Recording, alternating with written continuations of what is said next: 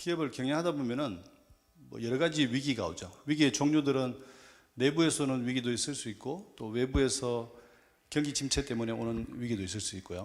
또 내부에서 의사결정을 잘못해서 투자에 실패했을 수도 있고, 또 그 산업이 사양에 들어가서 오는 위기일 수도 있어요. 그러니까 기업을 하면은 끊임없이 위기는 반복되고 시장은 변화하는 거죠. 그러니까 위기의 형태는 여러 가지 형태입니다. 그래서 오늘은 이제 코로나 시대를 맞아서 위기에 대해서 이야기를 좀 하자고 해서 금년 3월에 이제 부탁을 받고, 저는 이미 4월에 이 글을 다 썼어요. 그리고 지금 6개월 만에 이 글을 다시 읽어보고 앞에 섰습니다. 근데 여전히 우리에게 똑같은 질문들을 하는 것 같아요. 오늘 이제 투자에 실패했을 때와 또 경영 구루들은 위기 때 어떻게 하는지에 대해서, 그 다음에 경기가 침체됐을 때 어떻게 할 것인지, 이런 것들 가지고 이야기를 좀 하려고 합니다. 뭐 이랜드 출신들이 이랜드 이야기 많이 하는데 멋있는 말들이 많아요. 이랜드 스피릿을 보면. 그래서 장애물은 나에게 주어진 기회다, 뭐 위기는 기회와 함께 온다, 뭐 이런 이야기들을 많이 하죠. 제가 제일 좋아하는 위기 상황에서의 그 말은 아리가또입니다. 아리가또는 고난이 있다 이런 뜻인데, 그러니까 고난이 있다라고 쓰고 감사하다라고 표현하는 거죠. 그게 일본 사람들의 사고에 들어있더라는 것을 제가 굉장히 놀랐습니다. 그러니까 우리가 위기가 오면 아리가또 해야 되는 거죠. 그러니까 위기가 아니면 얻을 수 없는 것들이 꼭 있습니다. 그러니까 믿음도 우리가 시련이 없으면 건강한 믿음이 아니거든요. 한 번도 나는 시련을 겪어보지 못해서, 믿음에 의심이 한 번도 없어서 그러면은 그건 믿음이 아니에요. 그러니까 시련이 있어야지만이 그게 진정한 믿음. 그래서 데살로니가전서에서 믿음의 역사라는 이야기를 했죠. 믿음은 역사다라는 거죠.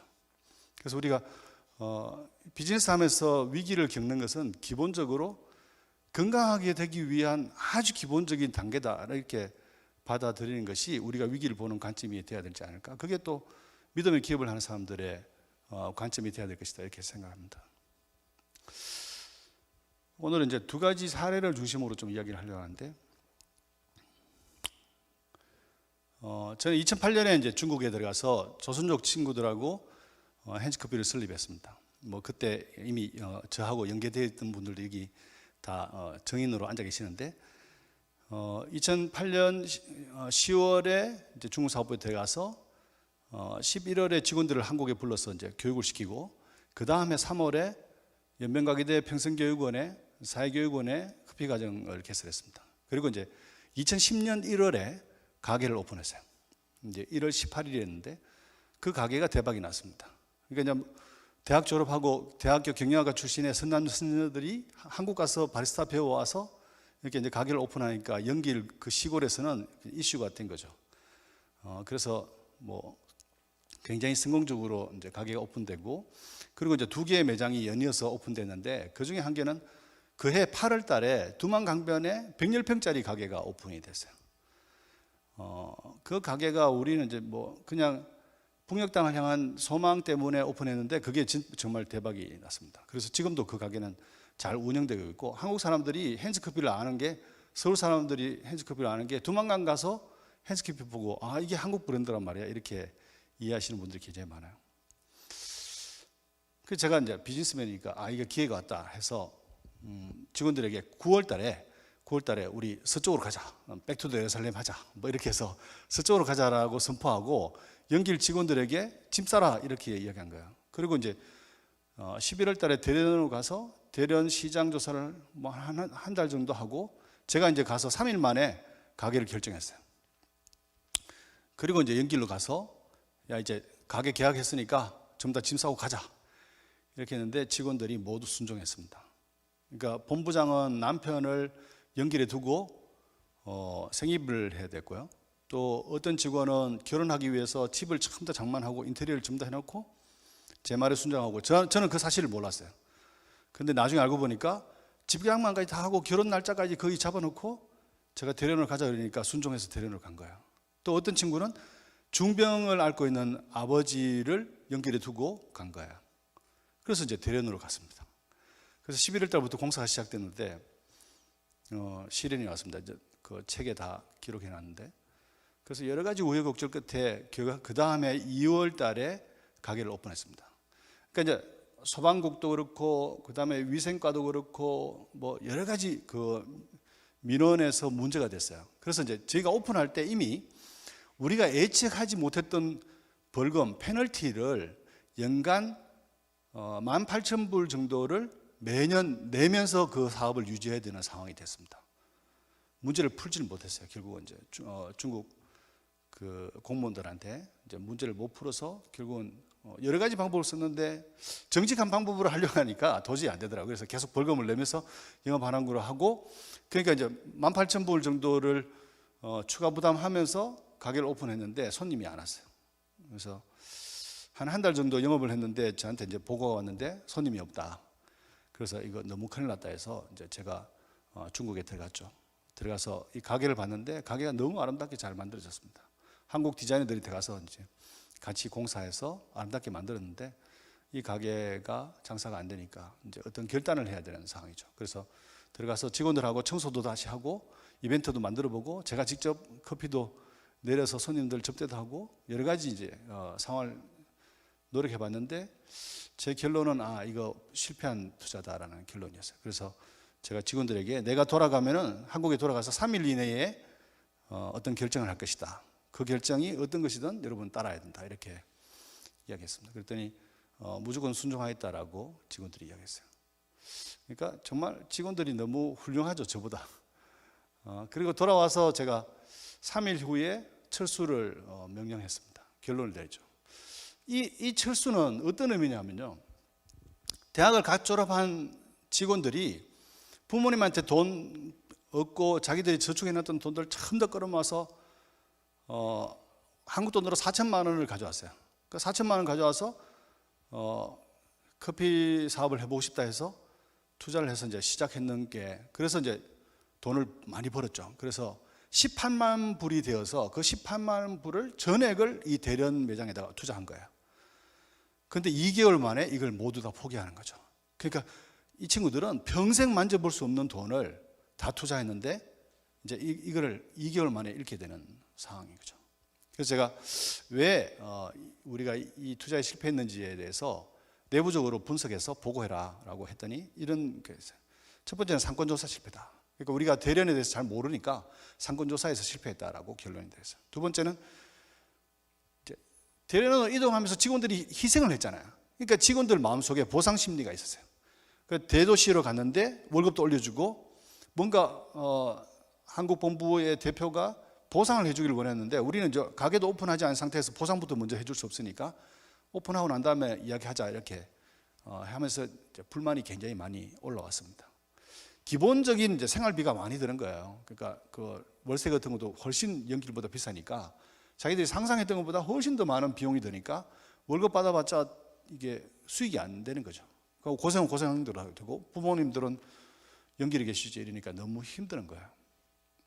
그 다음에 행정기관의 지재, 그 벌금으로 인한 원가 상승 이런 것들이 이유다라고 이제 보고가 들어왔어요. 제가 다섯 번째 경영자의 성급한 판단이 가장 큰 문제였다고 저는 결론을 냈습니다. 직원들에게 정말 미안하다 이렇게. 그리고 이 철수하는 과정이 정말 눈물의 과정이었어요.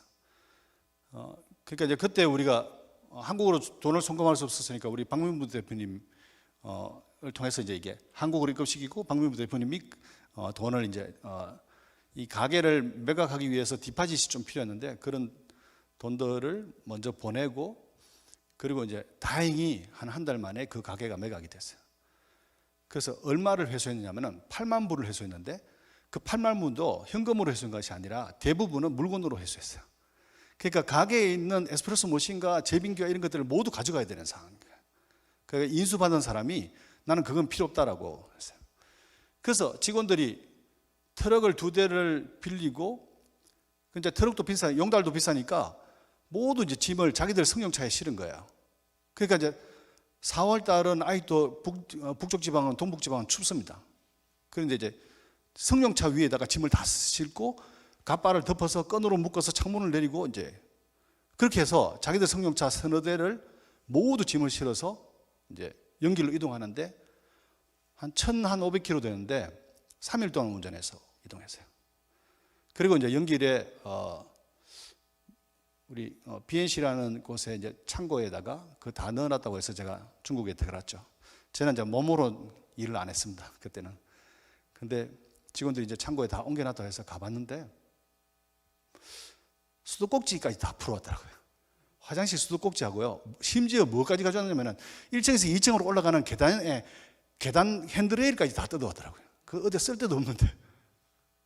그래서 제가 그걸 보고 그 자리에서 울었어요.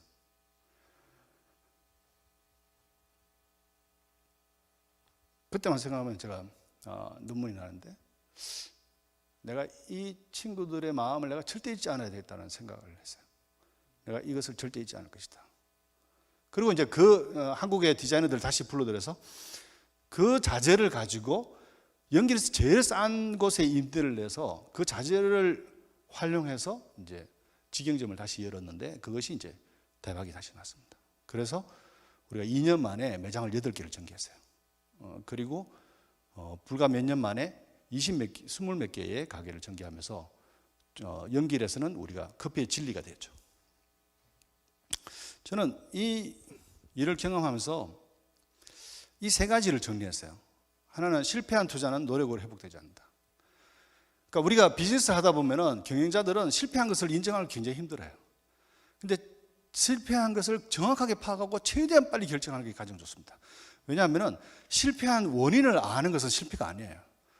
그러니까 우리가 노력해서 홍보나 이벤트나 신메뉴 개발이나 전문가를 불러서 컨설팅을 받아서 해결할 수 있는 것으로 실패했다면 그건 우리도 충분히 극복할 수 있습니다. 그런데 대부분의 실패는요, 우리가 알지 못하는 상권조사 실패라든지 그 지역의 문화를 이해하지 못한다든지 제도를 이해하지 못한다든지 이런 것들인 거예요.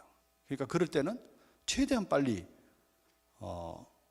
철수를 결정하는 거죠. 그러니까 이게 비탈길을 달리는 플라이 휠은요 절대로 멈출 수 없어요. 넘어뜨릴 수밖에 없습니다.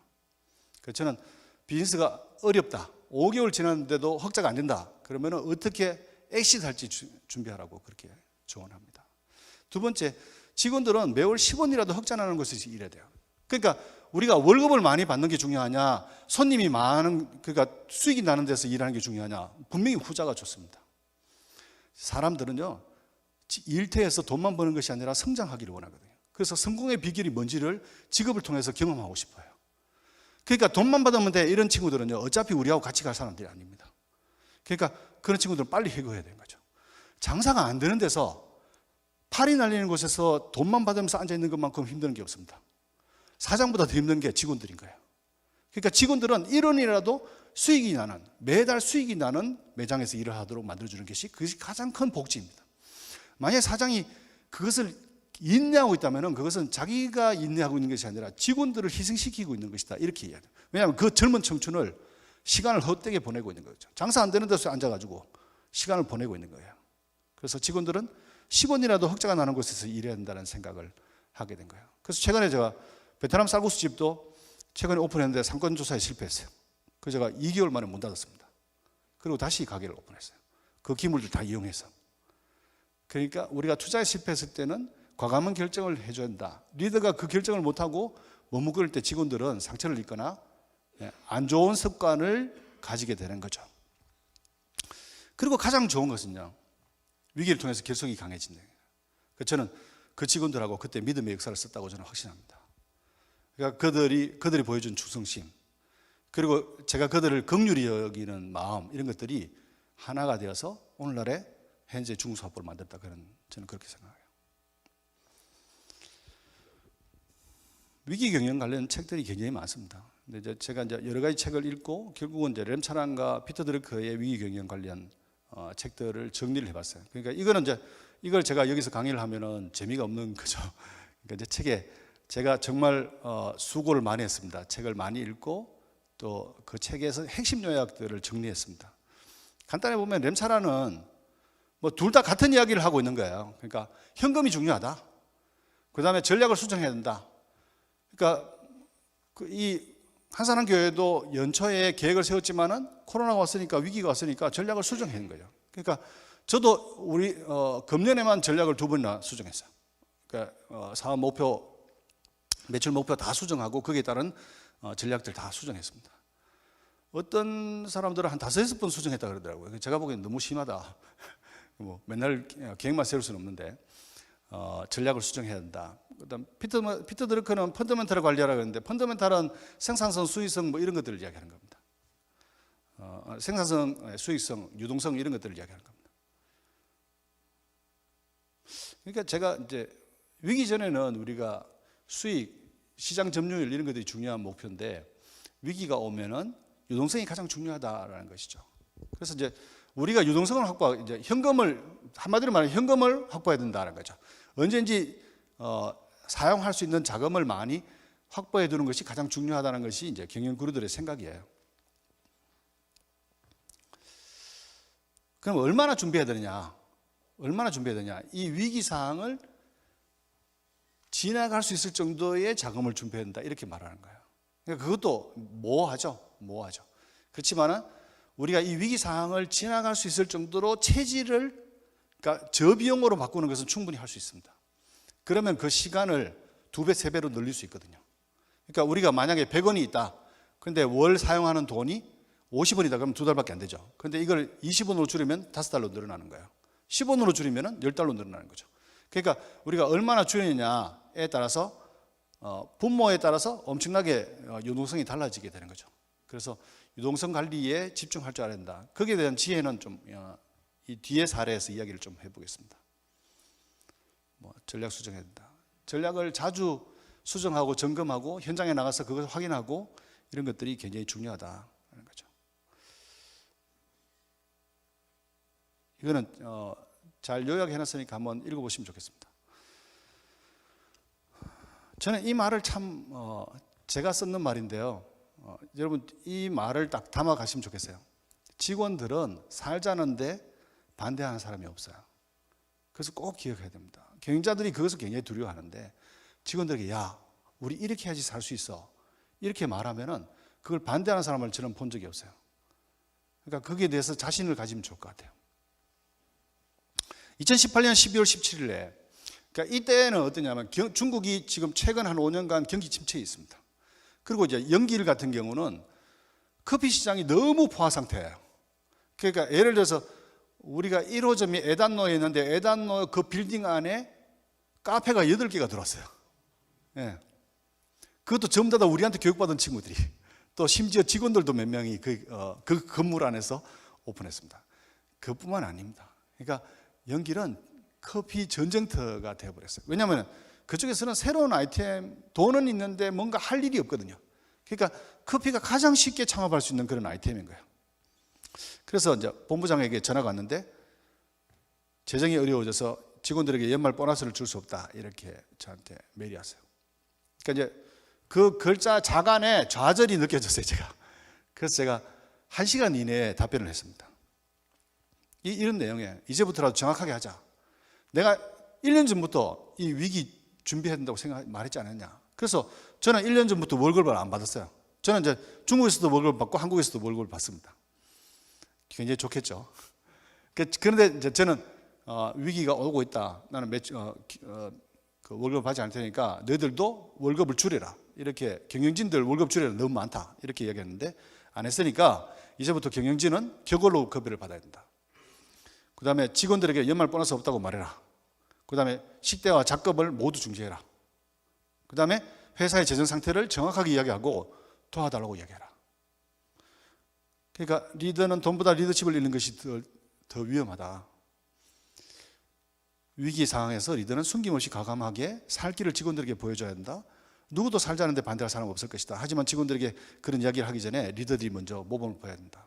그래서 너희들 월급 2달에 한 번씩 받아라. 근데 그러자 이제 본부장이 바로 경영진들 전부 다 불러 모아서 합의를 하고 제 메일을 보여주고 합의를 하고 그리고 직원들을 그 자리에서 바로 전부 다 모이게 해서 회사의 재정 상태에 전부 다 설명했습니다. 그랬더니 직원들이 뭐라고 했을까요? 저희들도 월급 좀 깎으세요. 그리고 제가 뭘 더 하면 될까요? 이렇게 질문했습니다.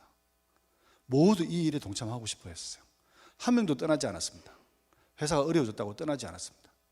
그러니까 같이 살자는데 그걸 숨기고 있지 않으면 분명히 기회가 온다는 거죠. 그리고 2달 정도 후에 제가 중국 출장을 갔을 때 2018년 결산 보고를 보니까 2년 연속 적자였습니다. 그리고 2018년에는 사상 최대 적자가 이루어졌어요. 그 다음에 제조원가가 84%, 제조원가 84% 강성, 이거는 말이 안 되는 거죠. 근데 이제 중국의 제도적인 문제 때문에 이런 문제들이 좀 발생했습니다. 그러니까 우리는 조그만하게 스몰 로스팅을 하고 있는데 대기업의 제조업장과 전 시설을 구비하라고 해서 어쩔 수 없이 이제 가맹점에 원두를 납품해야 되니까 그 공장 시설 투자에 한 2억 정도를 투자했어요. 있는 돈 없는 돈 다 끌어모아서. 그러니까 이제 현금 유동성이 확 줄어들어 버린 거죠. 그 다음에 상품 원가도 83% 올라가고 공사 원가도 87%. 이게 뭔가 돈이 될 게 하나도 없는 거죠. 그 보고서를 보고 저희는 지금 조그마한 회사지만은 그 다음에 2월 달이 되면은 그 재무제표가 다 나올 정도로 자체적으로 그런 시스템이 다 갖춰진 거예요. 그래서 이제 2월 15일 날 이미 재무제표가 다 나와 있는 상태였어요. 그래서 이제 그 중국 출장의 마지막에 제가 이제 중국 직원들을 전체 모았습니다. 그래서 이런 질문들이 저는 굉장히 중요하다고 생각해요. 여러분들은 왜 여기에 모였나요? 그러니까 왜냐하면 조선족들은 이런 생각이 있습니다. 대학을 졸업하고 한 회사에 오래 있으면 안 된다. 여러 회사를 옮겨 다니면서 내 값어치를 높여야 된다. 그래야지 내가 성공할 수 있다. 이렇게 생각합니다. 근데 이제 사실은 연길에서 핸즈커피의 기획자나 디자이너나 바리스타, 교육 책임자, 강사들, 메뉴 개발 책임자들, 이런 사람들은 어디서든 스카우트 해 가려고 하는 친구들이에요. 그러니까 당신들 왜 여기 있느냐? 다른 데 가면 다 더 좋은 대우를 받을 건데 왜 현재 계속 이렇게? 왜냐하면 5년, 10년째 그 일을 계속 하고 있으니까. 그래서 물었더니 조용했어요. 아무도 대답 안 했습니다. 이제 시간이 지나면 이제 제가 불안한 게 아니라 질문을 받은 사람들이 불안해지죠. 그 직원 중에 여직원 한 명이 이렇게 말했어요. 현지니까 있죠. 이렇게 말했습니다. 그러니까 다른 직원들이 또 같은 말인데 다른 언어로 현지니까 우린 여기 있는다. 이렇게 대답했습니다. 그래서 제가 그 제일 먼저 대답했는 직원에게 이제 부부인데요. 그러면 해봉이 너는 만약에 이 회사가 망해서 내가 다시 재창업한다면은 그 회사에 들어오겠느냐? 이렇게 했더니 그 부부가 우리는 무조건 들어옵니다. 이렇게 대답했어요. 그래서 그날 저녁에 그 부부 집에 가서 저녁을 먹으면서 아주 깊은 대화들을 나눴어요. 그러고 난 다음에 직원들에게 이렇게 말했습니다. 그러니까 우리가 지금 현재 상황은 일시적으로 유동성이 어려워서 회사가 어려워지지만은 우리 회사의 전체 재무제표를 보면은 절대 그렇지 않다라는 것을 설명하는 거야. 일단은 우리가 지난 10년간 비즈니스를 하면서 최근 2년 동안만 적자가 났지 사실은 이익 누적액은 상당하다. 우리 자산, 우리가 4만 불 가지고 시작했던 회사야. 4만 불 가지고 시작했던 회사인데 지금 우리가 가지고 있는 공장이나 이런 시설들, 직영점 3개 이거 다 하면은 이 자산이 얼마냐? 이익 누적액은 충분하다. 그 다음에 유동부채를 안정부채로 전환하면은 유동성도 충분히 좋아질 수 있다. 그래서 이제 회사의 빚을 제가 갚고 제 돈을 회사에 넣는 거죠. 그걸 대표이사 가수금이라고 그러는데 대표이사 가수금을 통해서 내가 유동부채를 안정적으로 전환시켜 주겠다. 그러니까 내 돈을 써라. 그 다음에 세 번째는 투자자산 중에서 우리가 황금성이 좋은 자산을 일부 매각해서 유동성을 확보하겠다. 이렇게. 그리고 지금 우리가 재무제표상으로 유동비율 140%. 그러니까 200% 넘으면 굉장히 건강한 거죠. 근데 대부분 기업 보면요, 유동비율이 140% 넘는 회사들도 많지 않습니다. 그러니까 유동비율 140%, 부채비율 68%, 부채비율이 200% 미만이면 굉장히 건강한 겁니다. 이게 사실은 거의 무부채 기업이라고 봐야 될 정도로 부채비율이 68%밖에 안 돼요. 그러니까 우리 굉장히 건강하다. 그러면서 이제 이런 전문성을 가지고 직원들에게 숫자를 가지고 교육을 해준 거예요. 그랬더니 직원들이 눈빛이 확 달라졌습니다. 다시 정리하면 우리는 지금 일시적 적자와 유동성 위기를 맞고 있지만 아직 건강한 기업이라는 것을 알려주고 우리가 같이 힘을 합쳐서 이 문제를 풀어보자라고 말했습니다. 그리고 돌아오는 날 아침에, 그러니까 하루 만에 있었던 일인데 우리가 이제 직영점에 있는 지분을 매각하려고 직원들에게 내놨어요. 그랬더니 저녁에 바로 그 지분을 내가 인수하겠다 하는 직원이 나왔어요. 그래서 이제 유동성을 한 2년 정도 먹고 살 수 있는 유동성을 확보했습니다. 이제 그때 우리가 이제 전체 모여서 사진을 한번 찍은 겁니다.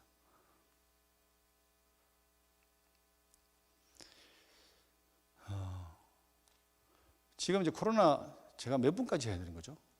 지금 시계를 정확하게 모르겠는데 47분까지? 예, 그럼 됐네요. 저는 사실은 여기까지 하려고 했습니다. 한 가지만 더 하면은 미래 경쟁력 강화. 경영자들이 가장 불안을 주는 것은 경영자들이 결정을 못 내리고 있을 때인 것 같아요. 그러니까 어떤 상황이든 간에 경영자가 소신을 가지고 결정을 해야 되는데 그 결정은 그러면 어떻게 하느냐? 감정적으로 하는 게 아니잖아요. 그래서 경영자는 늘 굉장한 데이터들을 확보할 수 있는 네트워크 라인들을 확보하는 게 굉장히 중요해요. 그 중에 제일 중요한 네트워크는 뭐냐? 저는 독서라고 생각합니다. 그러니까 이 위기의 시대에 책을 많이 읽는 것이 경영자에게 가장 중요한 덕목이다 이렇게 생각해요. 그 책을 통해서 또 깨달은 것들을 그 책을 통해서 다시 네트워크 되는 거죠. 그렇게 해서 끊임없이 독서하고 학습하면서 직원들에게 그것을 같이 공유하고 직원들도 읽어보게 하고 그렇게 해서 미래를 준비해 가는 것이 미래 경쟁. 지금 사실은 지금 활동보다는 사무실에 앉아 있는 일이 훨씬 많으니까요. 그러니까 그런 과정을 통해서 우리가 위기를 기회로 바꿀 수 있다 이렇게 생각합니다. 이상입니다. 감사합니다.